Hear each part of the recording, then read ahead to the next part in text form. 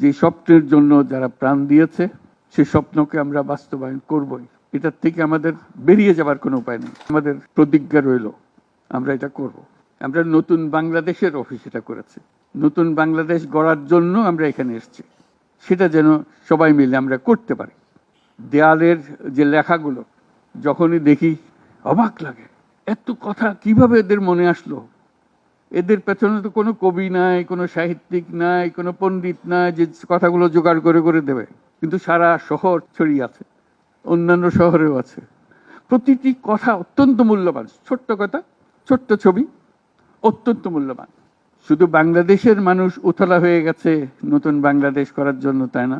আমাদের যত বাংলাদেশি সারা দুনিয়া জুড়ে আছে, তোমরা একটু আগে বলেছো তাদের কথা, তারা সবাই বলছে যে আমরা আসতে চাই, আমরা এই নতুন স্বপ্ন বাস্তবায়নে শরিক হতে চাই। কাজে তারা, তোমরা যে ঢেউ উঠিয়েছো শুধু এখানকার মনে না, সারা দুনিয়ার বাংলাদেশিদের মনে এই ঢেউ উঠিয়েছো, তারাও যোগ দিতে চায়।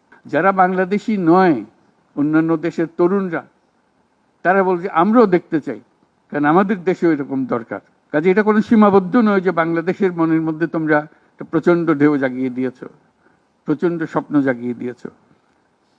তোমরা সারা পৃথিবীর তরুণকে জাগিয়ে দিয়েছো যে এই তরুণদের হাতেই সৃষ্টি হবে এই নতুন পৃথিবী। কাজেই তোমরা যেটা করলা সেটারই একটা সূত্রপাত, তরুণদেরকে দিয়েই নতুন পৃথিবীর সূত্রপাত। এটা শুধু নতুন বাংলাদেশের সূত্রপাত না, এটাই নতুন বাংলাদেশের মাধ্যমে নতুন পৃথিবীর সূত্রপাত করছো তোমরা।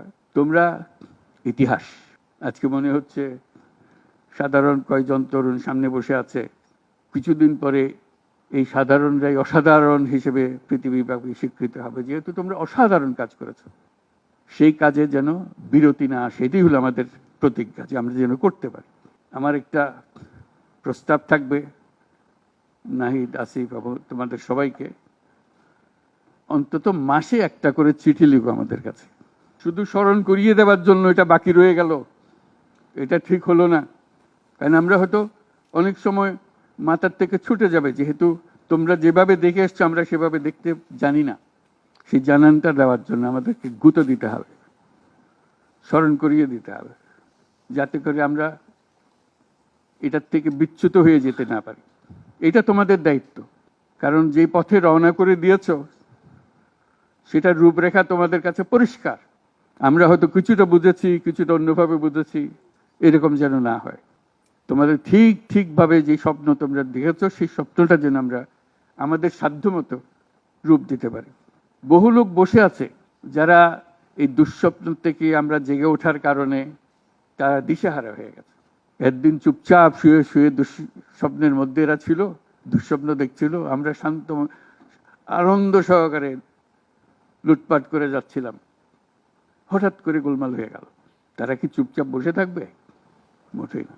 খুব চেষ্টা করবে আবার তোমাদেরকে দুঃস্বপ্নের মধ্যে যাতে ঢুকিয়ে দেওয়া যায়, তারা শান্তমতে আবার শান্তিতে আবার তাদের রাজত্ব চালাতে পারে। তারা চেষ্টার ত্রুটি করবে না। কাজে যে কাজ শুরু করেছো এই কাজ সমাপ্ত না হওয়া পর্যন্ত এর থেকে বেরিয়ে যেও না। বাংলাদেশের জন্ম থেকে আজ পর্যন্ত এই সুযোগ আর আসে নাই, যে সুযোগ তোমরা আমাদের হাতে তুলে দেবে। এই সুযোগ যেন হাতছাড়া না হয়। এই সুযোগ হাতছাড়া হলে বাংলাদেশের আর কোনো ভবিষ্যৎ থাকবে না।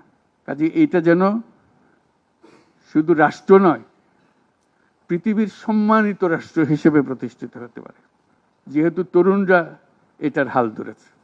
এই কারণেই এটা ভিন্ন, এই কারণে এটা ইউনিক, অনন্য।